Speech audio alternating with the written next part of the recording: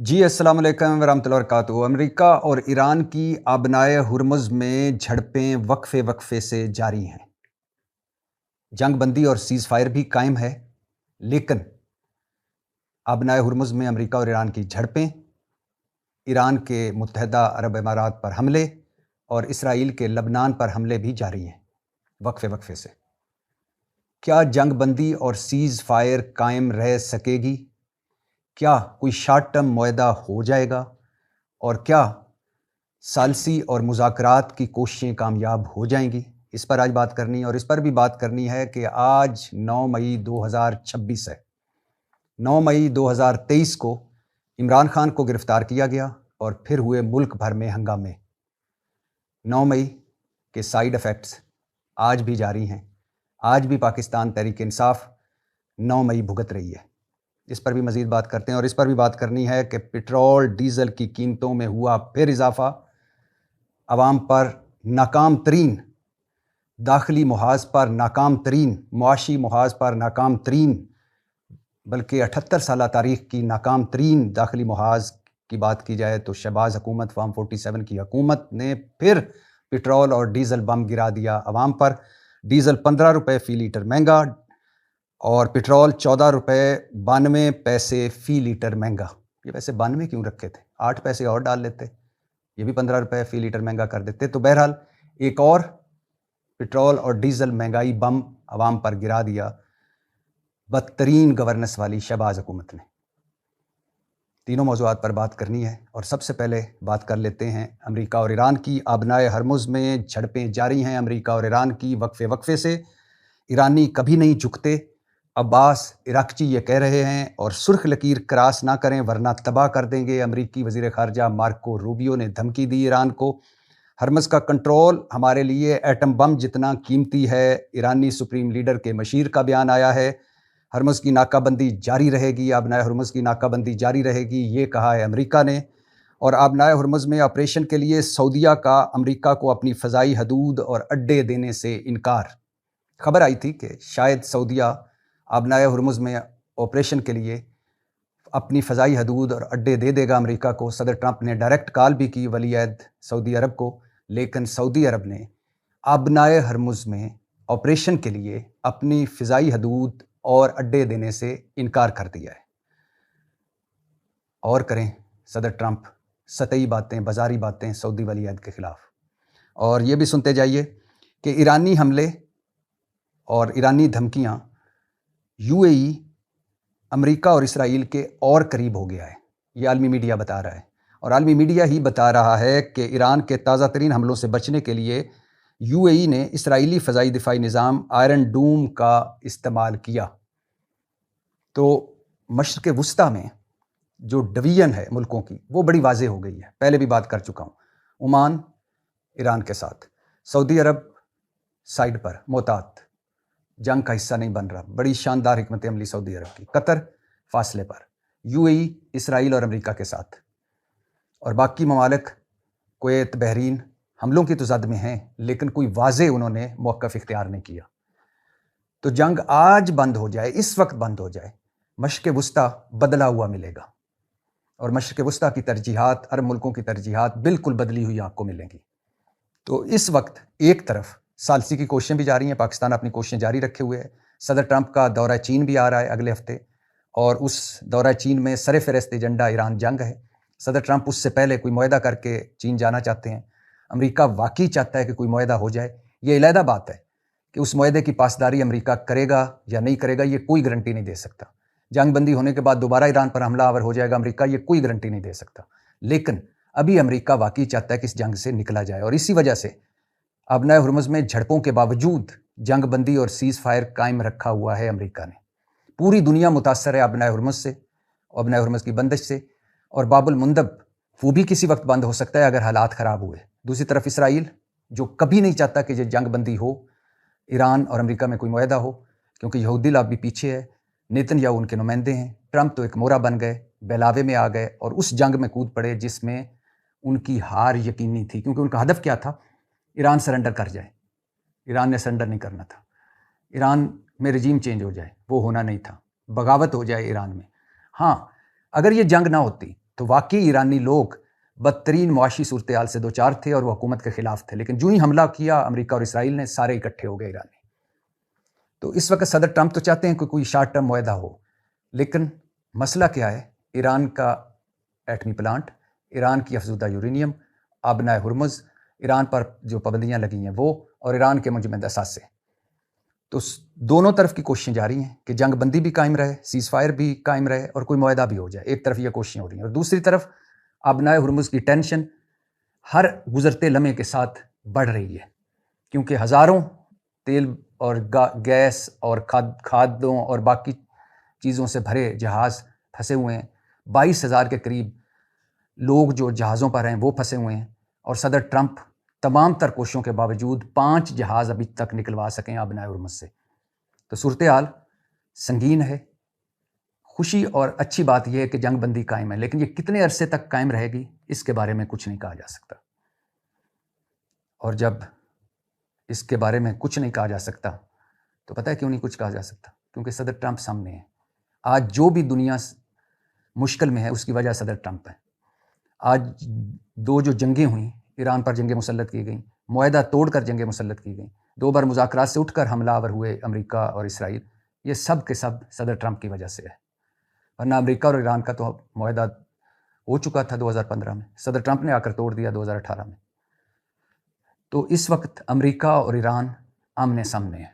اسرائیل موقع کی تلاش میں ہے، یہودی لابی جنگ چاہتی ہے۔ کیوں؟ کیونکہ گریٹر اسرائیل کی جنگ ہے۔ کیوں؟ کیونکہ ایران کے تیل اور گیس پر قبضے کی جنگ ہے۔ کیوں؟ کیونکہ مسجد اقصیٰ سے تابوت تسکین تک کی جنگ ہے۔ جنگ بندی قائم ہے اور جھڑپیں بھی جاری ہیں۔ اسرائیل مسلسل جنگ بندی کی خلاف ورزی کر کے لبنان پر حملے کر رہا ہے، اور ٹینشن مسلسل بڑھتی جا رہی ہے ایران اور UAE میں بھی۔ تو ایک طرف تو یہ صورتحال ہے، اور دوسری طرف پاکستان ثالثی کی کوششیں کر رہا ہے۔ پاکستان الحمدللہ معرکہ حق اور آپریشن بنیاد المرصوص کے جشن بھی منا رہا ہے، اور منانے بھی چاہیے۔ بار بار کہہ رہا ہوں، فخر کی بات ہے۔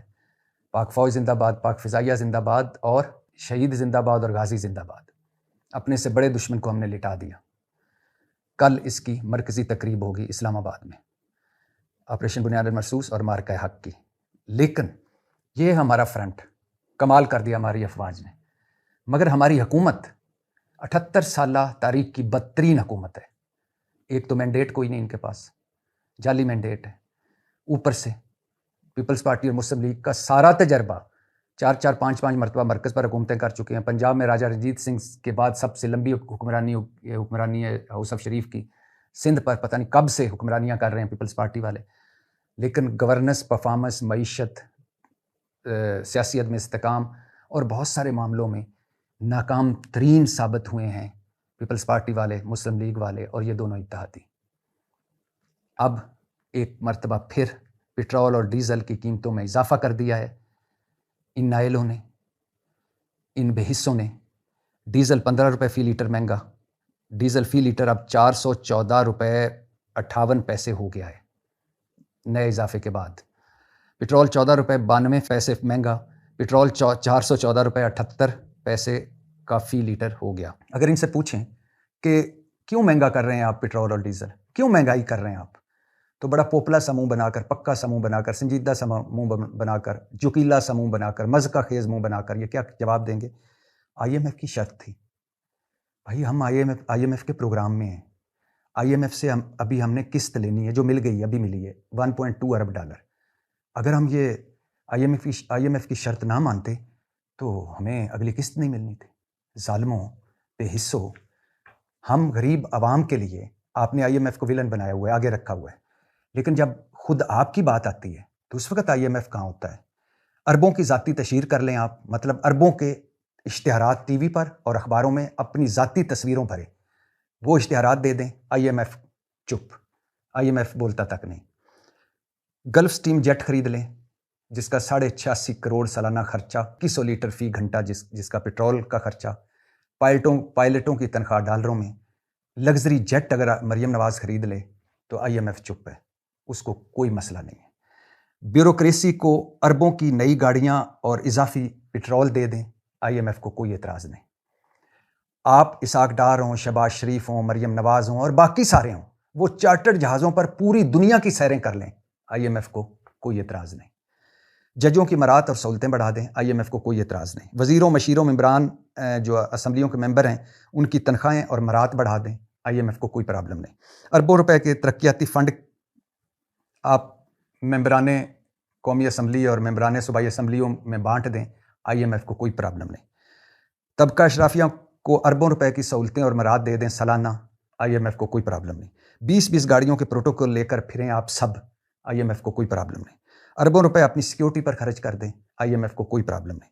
مفت بجلی, مفت پٹرول, مفت چیک اپس ملک میں بھی اور ملک سے باہر آپ انجوائے کریں, IMF کو کوئی پرابلم نہیں. ایوان صدر وزیر اعظم ہاؤس کا بجٹ بڑھا لیں, IMF کو کوئی پرابلم نہیں. ممبران اسمبلی کے لیے نئی رہائش گاہیں بنا لیں, IMF کو کوئی پرابلم نہیں.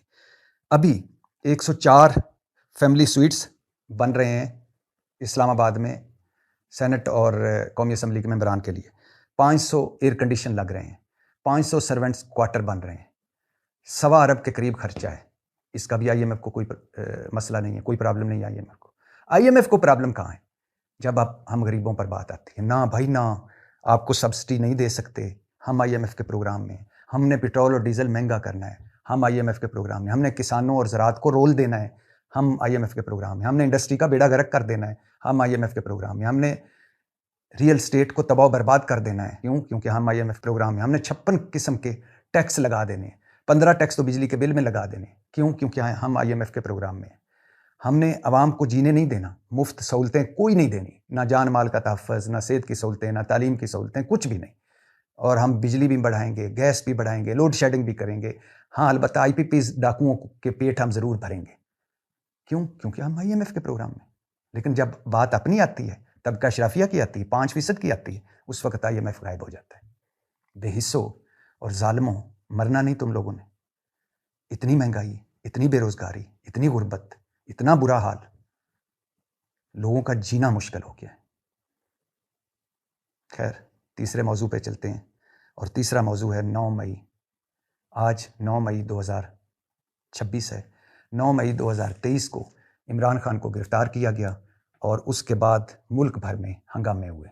جو کچھ بھی ہوا 9 مئی 2023 کو, وہ افسوسناک ہے, شرمناک ہے, سیاہ دن ہے, نہیں ہونا چاہیے تھا. عمران خان صاحب کی 2-3 غلطیاں جو ان سے کروائیں ان لوگوں نے جو مشکل وقت میں پہلی لمحے میں ہی پارٹی چھوڑ گئے. کیا غلطیاں کروائیں؟ قومی اسمبلی سے نکل جائیں تحریک عدم اعتماد کے بعد, اپنی دونوں پنجاب اور خیبر پختونخوا کی اسمبلیاں توڑ دیں, اور اسٹیبلشمنٹ کے خلاف علم بغاوت بلند کر لیں, اور پھر نتیجہ 9 مئی. یہاں تک تو بات ٹھیک ہے, نہیں ہونا چاہیے, افسوسناک اور شرمناک. اس کے بعد صورتحال اور خراب ہوئی. 9 مئی کے سائیڈ افیکٹس آج بھی تحریک انصاف بھگت رہی ہے. کیسے؟ 9 مئی کے کیا سائیڈ افیکٹس ہوئے؟ این الیکشن سے پہلے پاکستان تحریک انصاف سے بلہ چھین لیا گیا, پھر مینڈیٹ چھین لیا گیا, پھر مخصوص نشستیں چھین لی گئی. کارنر میٹنگ تک کی اجازت نہ ملی پاکستان تحریک انصاف کو الیکشن سے پہلے. ان کے کاغذات نامزدگی چھینے گئے, پھاڑے گئے, نااہل کیا گیا ان کے امیدواروں کو. اور پھر اس کے بعد جن لوگوں نے پریس کانفرنسیں کی, عمران خان اور تحریک انصاف کو چھوڑا, ان کا سب کچھ معاف, وہ پتلی گلی سے نکل گئے, حالانکہ ان کے بھی نام تھے 9 مئی کے مقدموں میں. اور پھر جو سیاست چھوڑ گئے ان کا بھی سب کچھ معاف. پاکستان تحریک انصاف توڑ دی گئی, اور پھر ٹکڑے کر دی گئی. عمران خان پر 250-300 مقدمے ہیں, جن میں 98.9% جعلی ہیں. عمران خان کی اہلیہ اڈیالہ جیل میں ہیں, عمران خان خود اڈیالہ جیل میں ہیں, عمران خان کی بہنیں جیل کی سیریں کر چکی ہیں, اور بہت سارے لوگ رپوش ہیں, انڈر گراؤنڈ ہیں, سزائیں ہو چکی ہیں ان کو, اور بہت سارے جیلوں میں ہیں. اور 9 مئی کے بارے میں یعنی ایک سچ میں اس طرح جھوٹ میں لایا گیا کہ شاہ محمود قریشی بھی آج جیل میں ہے, جس کا نہ کوئی اسٹیبلشمنٹ اور تحریک انصاف کی اس وقت کی لڑائی سے کوئی تعلق تھا, جن کا نہ کوئی 9 مئی سے تعلق تھا. شاہ محمود قریشی اور پرویز الہی 2 واحد شخص تھے جو صلح صفائی کروا رہے تھے آپس تحریک انصاف اور اس وقت کے اسٹیبلشمنٹ میں, فائر بریگیڈ کا کام کر رہے تھے. دونوں نے بھگتا, 1 سال جیل بھگت کر آج بیمار گھر بیٹھا ہوا ہے, دوسرا ابھی تک جیل میں ہے, جو 9 مئی والے دن کراچی میں اپنی بیمار اہلیہ کے پاس تھا. آج بھی تحریک انصاف کے کئی لوگ جیلوں میں ہیں, کئیوں کو سزائیں ہو چکی ہیں. اور 9 مئی کے ایسے مضحکہ خیز کیس چلائے گئے، ایسی مضحکہ خیز گواہیاں، ایسے مضحکہ خیز ٹرائل، ایسی مضحکہ خیز سزائیں کہ بندہ حیران رہ جاتا ہے۔ ایک ایک شخص کو 30 سال کی سزائیں، اور یہ سزاؤں کا سلسلہ جاری ہے۔ ابھی JHQ حملہ کیس، اس کا فیصلہ نہیں ہوا، اور جو پہلے دن بتایا جاتا رہا کہ ہمارے پاس ثبوت موجود ہیں، عمران خان ماسٹر مائنڈ ہے، منصوبہ ساز ہے، اس کے بعد اس منصوبے اور ماسٹر مائنڈ کے امپلیمنٹ کرنے والے ہیں، اس کے بعد آگے فیلڈ کے لوگ ہیں، ہمارے پاس جیو فینسنگ ہے، موبائل ڈیٹا ہے، اور اینڈ پر نکلا کیا؟ 2 پولیس اہلکار، ایک 3 مختلف شہروں میں گواہیاں دے رہا تھا پولیس اہلکار کہ میں جس کمرے میں میٹنگ ہو رہی تھی اس میں صوفے کے پیچھے میں بیٹھا ہوا تھا۔ یعنی عمران خان کے زمان پارک کے گھر کے اندر جس کمرے میں میٹنگ ہو رہی تھی اس کے صوفے کے پیچھے وہ اہلکار بیٹھا ہوا تھا اور کسی کو نظر نہیں آ رہا تھا، اور اس نے سب کچھ سن لیا۔ دوسرا، جہاں میٹنگ ہو رہی تھی میں ٹیبل کے نیچے گھسا ہوا تھا، اور فیصل آباد میں اور طرح کی گواہی، گجرانوالا میں اور طرح کی گواہی، سرگودا میں اور طرح کی گواہی، اور پھر جس طرح مضحکہ خیز گواہیاں، اسی طرح مضحکہ خیز ٹرائل، اور اسی طرح مضحکہ خیز سزائیں۔ آج بھی پاکستان تحریک انصاف کے لیے 0 ٹالرنس ہے، اور ملک کی سب سے بڑی سیاسی جماعت دیوار سے لگی ہوئی ہے۔ اور آج بھی خواہش تو یہی ہے کہ اللہ نے پاکستان کو اتنی عزت دی ہے، اللہ نے بہت نوازا ہے پاکستان کو، اگر ہم داخلی سطح پر بیٹھ جائیں اور ایک سرخ لکیر کھینچ لیں اور پچھلا سارا کچھ معاف کر دیں تو آگے بہت شاندار مستقبل ہوگا۔ اگر ہم نریندر مودی سے بات چیت کرنے کے لیے تیار رہتے ہیں، طالبان حکومت سے 129 نشستیں مذاکرات کی کر لیتے ہیں، تو اپنوں سے کیوں نہیں؟ 9 مئی 2023 اور آج 9 مئی 2026، دائروں کا سفر جاری ہے، اور دکھ یہ ہے کہ یہی پیپلز پارٹی والے، یہی مسلم لیگ نون والے کل تک آزاد عدلیہ، آزادی اظہار رائے، ووٹ کی عزت، پارلیمنٹ کا تقدس، اصلی ودیعہ کھوئے ملائی والی جمہوریت کے لیے سڑکوں پر تھے، اور آج سارا کچھ لپیٹ کے جیب میں ڈالا ہوا ہے، اور اقتدار کے لیے بھٹو اور ضیاء ملے ہوئے ہیں۔ کبھی سوچا تھا آپ نے؟ بہت پہلے عمران خان کہا کرتا تھا کہ جب میں ان کے مقابلے میں آؤں گا نا، ان کا اقتدار خطرے میں پڑے گا تو یہ آپس میں مل جائیں گے، مسلم لیگ اور پیپلز پارٹی والے۔ کوئی مانتا ہی نہیں تھا، آج ملے ہوئے ہیں، مل کر اقتدار کے مزے لوٹ رہے ہیں۔